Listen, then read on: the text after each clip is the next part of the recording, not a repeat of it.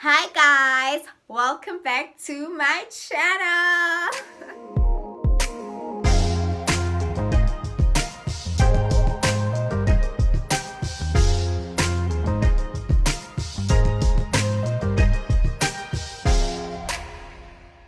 My name is Buhle and thank you so much guys for watching. Thank you so much for subscribing. I really appreciate it. Welcome to any new subscribers. Thank you so much. I really appreciate it. Anyway, I am sure that most of y'all know what this video is about, judging from the title. Yeah, this is my story. Yeah, let me get right into the video. I don't want this to be a video that makes people sad. I don't want this to be a video that makes people feel sorry for me. I just want this to be my story. Yeah, I just want to put it out there, and I want it to help other people that are still in the situation. I want people to know that things do get better, and that it's not gonna always be that way, and that it's possible to overcome whatever situation that you're in right now. Yes. Anyway, right, let's get right to it.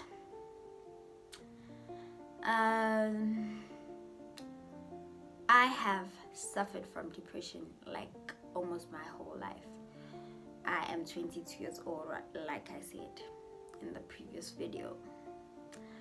So probably for, I don't know, okay, not almost my whole life.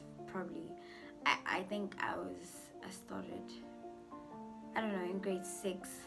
I think that's when I first, in grade 6, that's when it first started.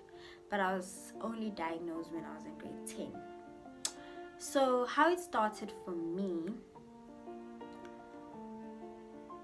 okay, so I was always an entertainer. I enjoyed entertaining people. Like, I always wanted to make people happy. Like, I just liked making people happy. And I wouldn't say that this is how it started, but this is how, like, people didn't notice that I wasn't okay, because I made people laugh. I was always talking. I was just, not like as in, I was not a clown, like I wouldn't make jokes, but I was just always talking, like I was like a loud mouth. Like in class, I was just always talking. So no one would even notice that there's a problem, because I was always the one who was talking. Even in my family, no one noticed that, okay, maybe there's a problem with this child, because I was always the one who was like, but I was not okay. Even when I was not okay, like, I started, I would try, and I felt so alone. Like, I would try and fill the gap that I felt. Like, I would feel so lonely, and I'll try and fill the gap that I felt with other people. Like, I would try and be with people most of the time, so that I wouldn't feel lonely. Like, I would try and be with people most of the time, because when I was alone, I would just feel so lonely, and I would just, it would just, I would feel so uncomfortable with being alone. And then when I got to high school, things got worse. Like, I really was not okay. And it only really hit me when I got to grade 10. when I got to grade 10, that's when things got really, really bad. Like, that's when I started wanting to die. And I feel like it's really, I feel it always like breaks my heart when I hear stories of 16-year-olds, 15-year-olds committing suicide, because I'm just like, where are you learning these things, and like, how are you even thinking of committing suicide, you know? And it never hits me like, you were 15 and you wanted to die, you know? And yeah, I was 15 when I was in grade 10. I was 15 and I wanted to die. And yeah, that's when I started seeing a psychologist. And I wasn't even seeing a psychologist for this issue. I was seeing a psychologist for something else, totally unrelated to this. And that's when the psychologist diagnosed me with depression. And yeah, and like it's so sad, because you see other people live their lives, and you watch it's like you in a movie, and you watching people live their lives, like you watching people live their lives, and you watching life unfold in front of you, and it's like an out-of-body experience. It's like you're not in your body, you're just watching life unfold in front of you. And there's like, it's like you're drowning, but you're not, the water is not deep enough for you to die, you know, and no one around you notices. I don't even know how to explain it.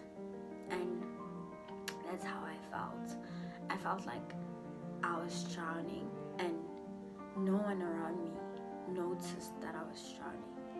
Like, people just carried on with their lives, and like no one was reaching out, no one was trying to save me. And I don't blame anyone for that, because I feel like everyone goes through things, and like everyone is busy with their own lives, and nobody is like sitting there and like trying to figure out, okay, what's this one going through, okay, what's this one going through, okay, what's Buhle going through, you know? And I remember when in English we had to write an essay, and I wrote an essay about what I was going through, and I wrote it in past tense. Like, I wrote it as in, yeah, I wrote it in past tense. Like, I was feeling like this, I was feeling like this, and I was still feeling like that, but I just wrote it in past tense so that the teacher wouldn't like be alarmed and like, oh my gosh, why are you feeling like that, you know? And I wrote it in past tense, and then the teacher wrote a remark there: I hope you're okay, please come talk to me if you're not okay. And she was such a sweet teacher. She was the nicest teacher for me in the school, and I felt so much better. Like, I felt like, okay, at least someone cares, because you genuinely feel like no one cares when you're in that space. And it's not true. Like, your mind lies to you. You feel like no one cares, no one loves me. Like, even if I talk to someone, people just won't understand. And it's not true. People will understand. People do care. Like, people genuinely love you. People genuinely care. It's just that if you don't reach out to people, how will people know what you're going through? If you don't talk to people, how will people know how to help you or what to do for you, you know?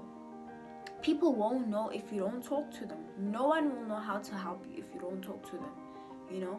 So I realized that, okay, at that point, I didn't do anything. I was just like, no, I'm okay. And then I let it slide. But like, yeah, your mind literally tricks you into thinking you're not important. In fact, I felt like a burden. I felt like if I die, things will be so much better for everyone around me. That's what your mind does to you. It makes you feel like everyone will be better off without you. Like you feel like everyone, like you are such a burden in people's lives, and people will be better off without you. And which is not true. People need you, people want you, but that's not how you feel in that moment. In that moment you feel like, no, people don't want me, people don't love me, no one loves me. Anyway, yeah, that's how I felt. That teacher did that, and yeah, and it carried on. And thankfully for me, I did attempt suicide at that point, but it wasn't really serious thing. I think I was very young, and I wasn't very knowledgeable, so the things that I did were not very smart, thankfully, so it didn't work. And then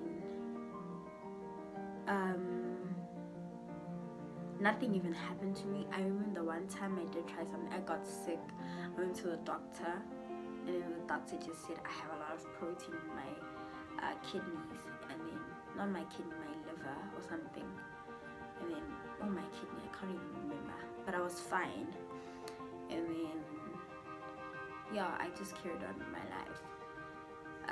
And then after that, yeah, and then the older I got, the more intense the attempts got, and then that's what happened.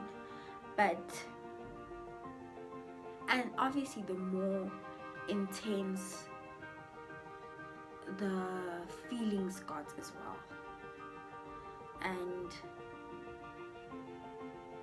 I'm just thankful that I was able to get help, because at that point I wasn't really getting help, because as much as I'm a Christian, so I believe in God, obviously, because I'm a Christian. As much as I pray, I also believe in getting help, like from psychologists and psychiatrists, and I believe in taking medication.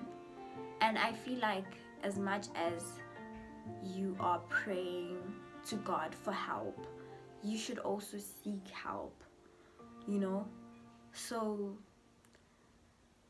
I was only doing one and not the other, you know, at that point.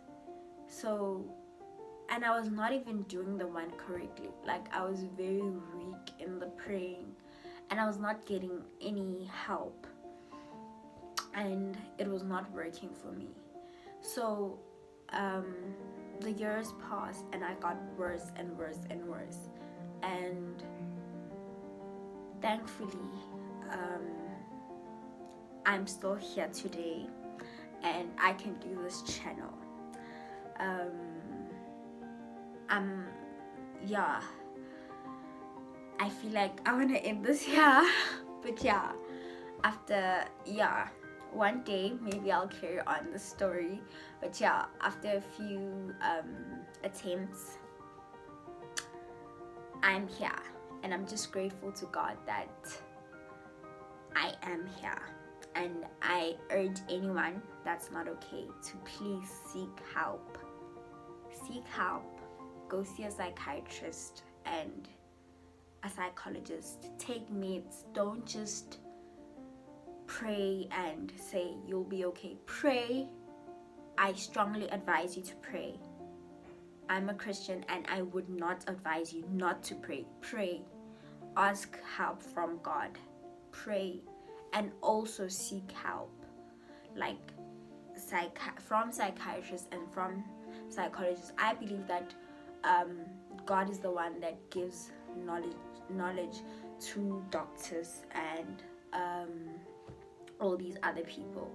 So please do seek psychology help from psychologists and psychiatrists, and when they do help you, please take advice from them and don't regret yourself like me. I feel like I would have been better a long time ago if I had sought help from an early age. Like I wouldn't have, it wouldn't have led to this point, because I am 22 years old now and I am still trying to figure things out.